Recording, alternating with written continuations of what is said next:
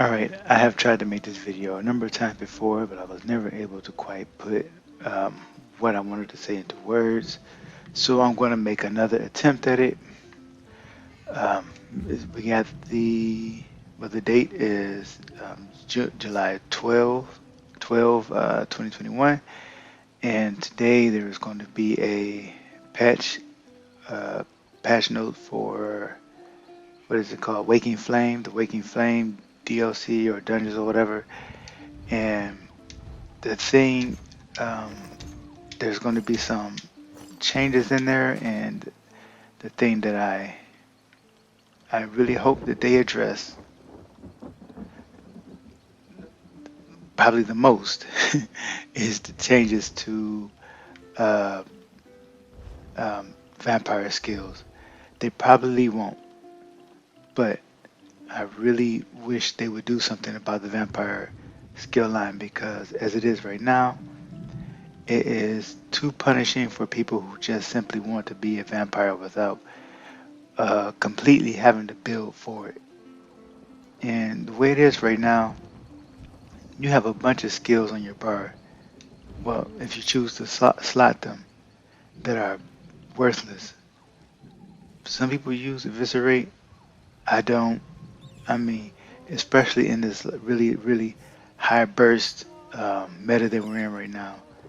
It's, when you have skills like Blood Frenzy, which drains your health per second, you don't want to use a skill like that. You get bursted, you know. So there's too many skills on here.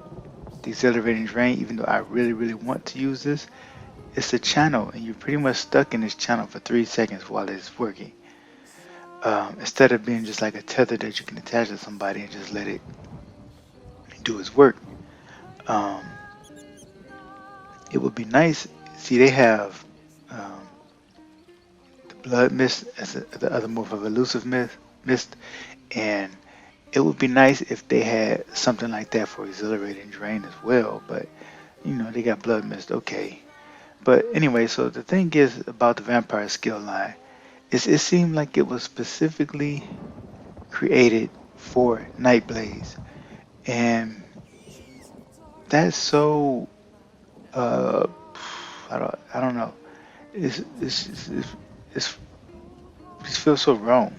You know, you got sneak bonuses, right? Of course, well, you gotta be able to feed on people. Okay, that's one thing. But strike from the shadows, you get 300 um, weapon and spell damage for sneaking. I mean, who's sneaking? The Nightblades. That's pretty much it. So not only are you buffing them like crazy when they don't need to be buffed, but this isn't really a passive that other classes can really utilize. And and let's see, undeath. Most people who pick a vampire that I know of that I see pick it simply for the undeath passive. So if they tried to retool the vampire skill line so that it would encourage you to play vampire for the skills and not the passives, that was a complete failure because all people use it for is undeath and sometimes occasionally misform. And I don't even see that very often. I would love to utilize these other skills like unnatural movement for the roleplay aspect, but it's just so punishing being at level stage 4. It is extremely punishing because look at the penalties that comes with being a vampire, right? Stage 1, minus 10% health recovery, plus 5% damage taken, 3% additional ability cost, and but I guess the bonus is you get minus 6% cost to your vampire skills, which, as I stated before, are not worth using. Um, so even at stage 1, like what's the point of being a vampire? You would just go 3. It's either vampire 3 or nothing at all. To me, that's a complete failure in the design.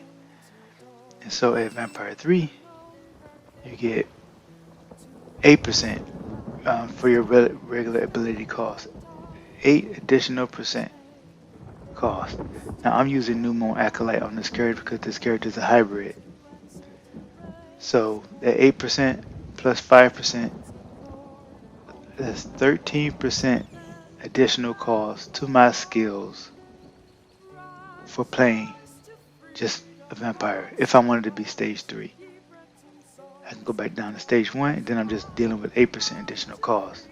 But what am I getting in return? Like, what am I getting out of it? I can't utilize the Strike from the Shadows passive because I have to be at stage 2 or higher to use that. But at stage 2, now I'm dealing with 5 plus 5, so that's 10% additional skill cost, regular skill cost.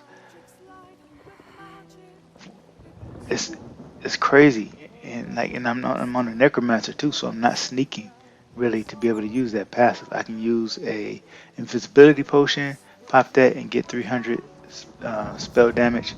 But at that point, I might as well just be using clever alchemist and really dip into that. And I'm not using clever alchemist, so nor am I trying to turn invisible, really. But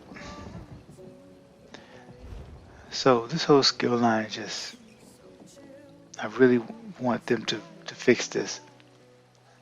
I am interested in what they're doing with the prismatic enchants, because one thing I've always wanted was a form of magic steel or something like that. And they still don't really have that, but prismatic enchants could be pretty cool. You can get health and magica return as well as stamina. That's cool. But what else? Oh yeah, stealth. I remember now. Stealth. Yesterday, it happens a lot actually, but yesterday, fighting a Nightblade, a really cowardly Nightblade, which so many of them are. They just really cowardly play, and that game is rewarding cowardly play, and that's one of my pet peeves with it right now.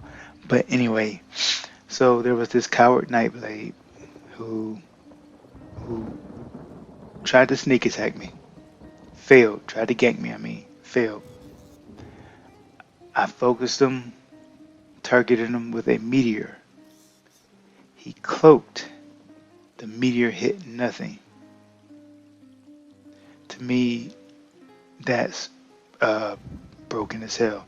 Now they may fix that. I guess they not the Nightblades may still take damage when they go into cloak now. But the thing that's concerning is now if you have some kind of AoE around you, that won't break them out of stealth. So that's going to make the problem with bombers and gankers even worse, and that's going to encourage even more players to play sort of a cowardly cloak and gank and fail to gank and cloak again kind of style, which is annoying to deal with, and and it just rewards the from what I see the players who just aren't very good at the game and they're trying to crutch on something and they're crutching on cloak and trying to gank people because they can't win. They don't know the basic mechanics of a fight. They don't know how to win and just a straight up battle with somebody.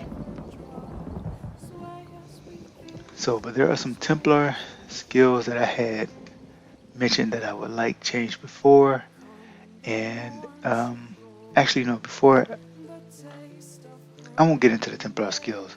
I'll wait to see what they do first, then I'll talk about Templar skills. But I'll just mention really quick. I noticed some people had complained about the changes that were going to happen with Millennials, and people who were complaining were saying things like, "No, if you destroy Millennials, we won't have a hybrid set or build or something like that." And I'm thinking, Millennials is not your only option for to build a hybrid build. So I really don't know where these people are coming from with that. The character that I'm using now is wearing Shacklebreaker and New Moon Acolyte. Now, stat-based sets aren't as good as proc sets, of course, but uh, it's not bad.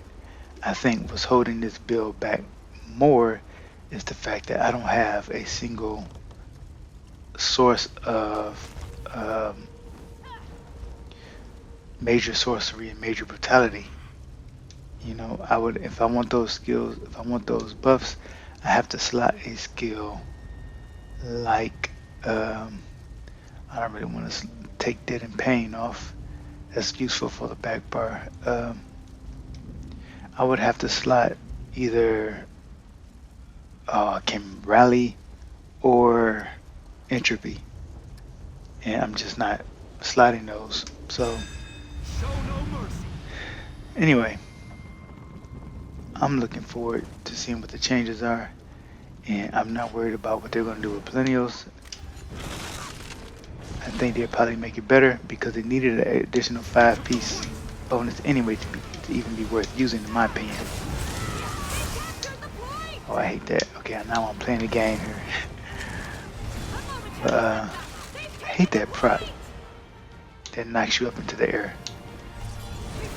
So I'm going to end this as this Battlegrounds match has begun.